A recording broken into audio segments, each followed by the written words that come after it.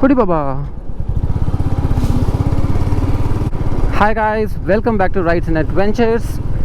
आज के वीडियो के अंदर मैं आंसर करने वाला हूँ कई सारे इंपॉर्टेंट क्वेश्चंस। सारे क्वेश्चंस मोटरसाइकिल से रिलेटेड हैं। ये क्वेश्चंस मेरे से रिसेंटली बहुत सारे लोगों ने पूछे थे, मैंने उनको एक जगह कलेक्ट करके रख लिया था। आज के वीडियो के अंदर उनको आंसर करने के साथ साथ मैं लास्ट में देने वाला हूँ आपको कुछ इंपॉर्टेंट टिप्स जो कि काम आएंगे आपके लॉन्ग डिस्टेंस जर्नी और शॉर्ट डिस्टेंस जर्नी के अंदर। So without any further ado, let's get started.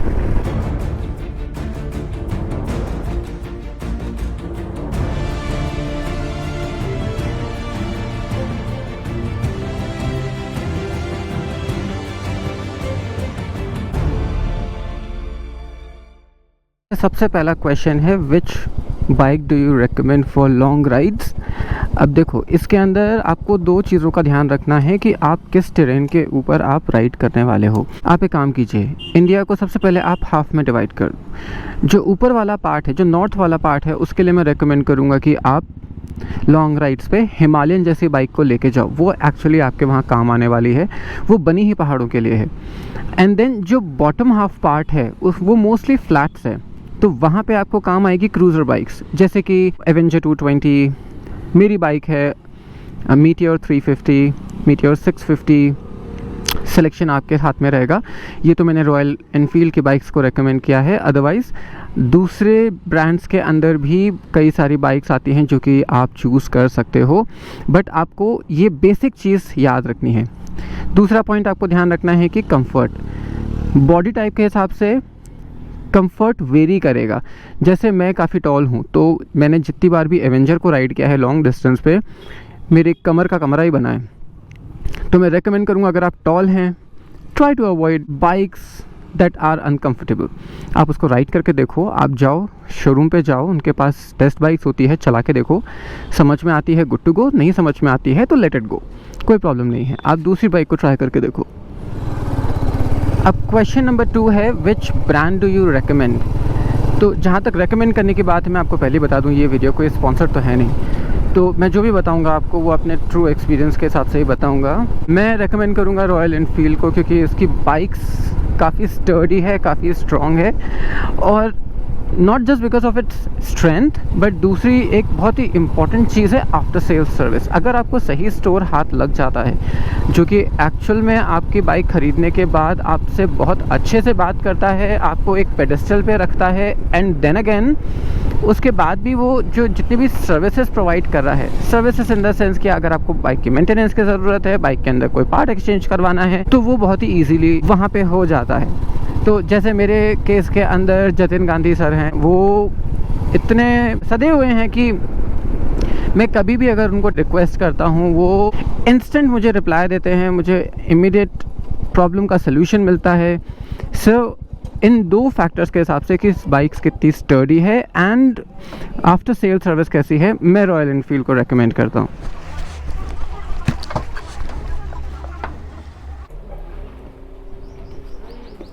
So next question अपनी लिस्ट के अंदर है कि what modifications should we do.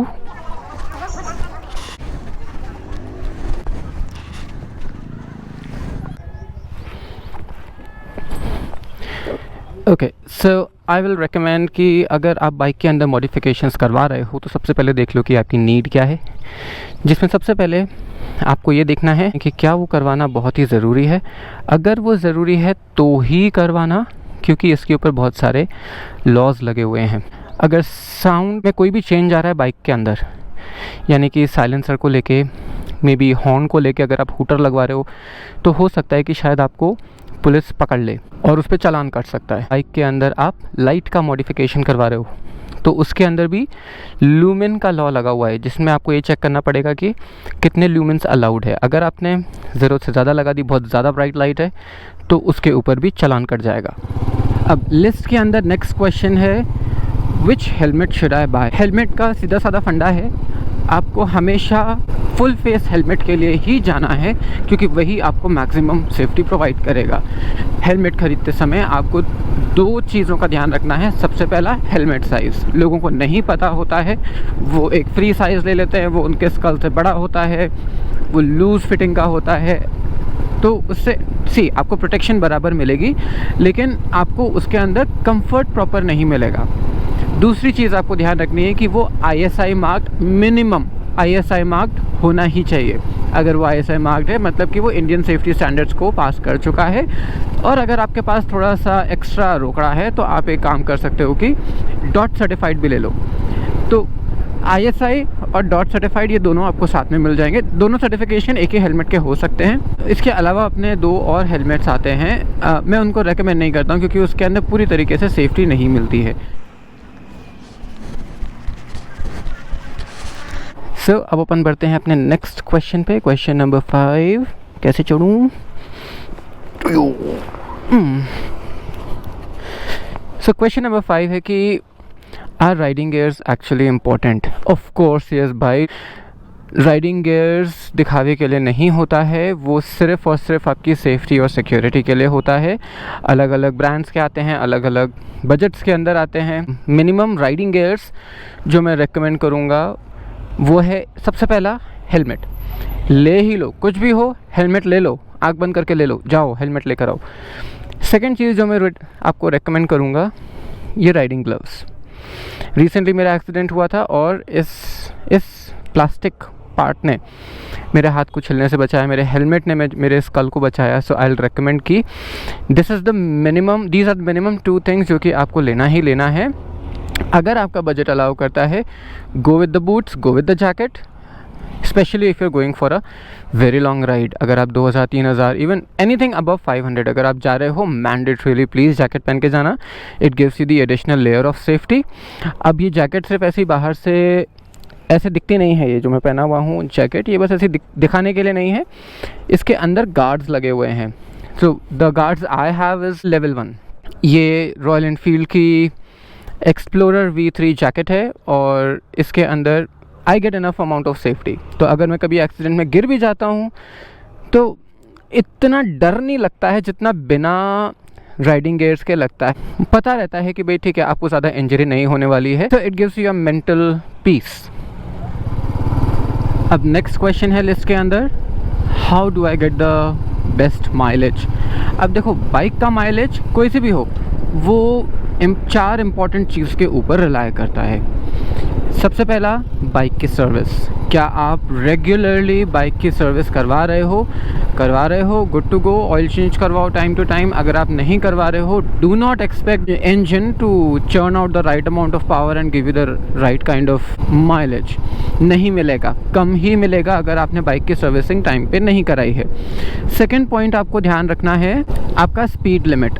जैसे ही आप एक स्पीड लिमिट को क्रॉस करते हो, बाइक सब भूल जाती है, अंजर पंजर सब एक तरफ। उसको सिर्फ इतना ध्यान रहेगा कि आपको स्पीड देनी है। तो अगर आपको माइलेज चाहिए तो आप अपनी बाइक पे देखना, एक ग्रीन स्लॉट होता है, उस ग्रीन स्लॉट के अंदर आपको वो ग्रीन स्लॉट एक स्पीड लिमिट है, उसके अंदर आपको चलाना है। बट ऐसा मत करना कि फर्स्ट गियर पे ही गाड़ी को चलाने के बाद आप उस ग्रीन स्लॉट के अंदर पहुंच गए।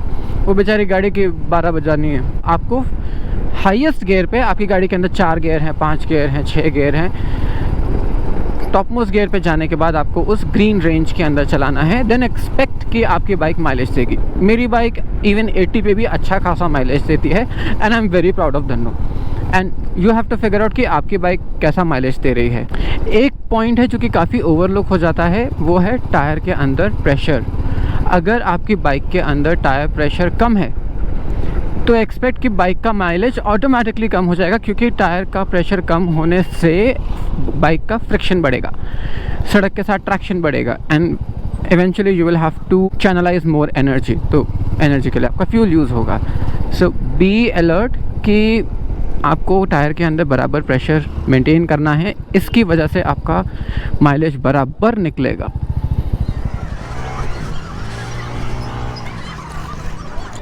अब अपन बात करते हैं बोनस टिप की। सबसे पहला बोनस टिप मैं आपको ये दूंगा कि टायर का प्रेशर, जिसके बारे में जस्ट अभी बात की थी, आपको ये ध्यान रखना है कि अलग अलग टेरेन पे आपको अलग अलग टायर प्रेशर रखना है। आप हाईवे जितना बोला गया है उतना मेंटेन करके रखना है, लेकिन ऐसी जगह जहाँ पे गाड़ी स्लिप हो रही है, reduce the tyre pressure by at least 5 to 7 points गिरा देना।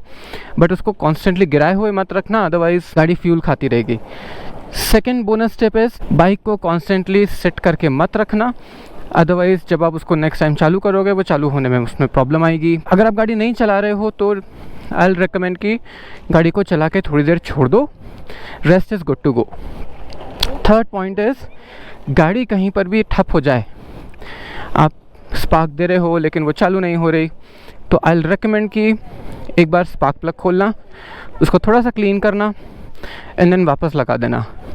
आई कैन अश्योर यू आपकी गाड़ी आपको सर्विस सेंटर तक पहुंचा देगी, जहां पे आपकी गाड़ी को आप प्रॉपरली ठीक करवा सको। एक बहुत ही ओवरलुक्ड पॉइंट है ब्रेक्स। जितना भी कोशिश हो सके आप हमेशा दोनों ब्रेक्स का इस्तेमाल करो। खाली पीछे का करोगे गाड़ी स्किड हो जाएगी, आगे का करोगे तो भी मुंह के बल गिरोगे। It is best find a balance. दोनों को इतना दबाना है कि आपको आपकी गाड़ी एक सही जगह पे जाने के बाद वो रुक जाए। मैं आपको एक टर्म दे रहा हूँ ABC, which is air, brakes and chain. गाड़ी को कभी भी चलाने से पहले, बाहर निकलने से पहले आपको ये ध्यान रखना है कि ये 3 पॉइंट आप चेक कर लें। अगर आपने चेक कर रखा है, गुड टू गो, गाड़ी आराम से चलाइए। सो आज के व्लॉग में इतना ही। अगर आपके पास और भी कोई क्वेश्चंस हो तो you can always put them in the comment section में। सारे कमेंट्स पढ़ता हूँ and thank you for watching this video. Have a great day.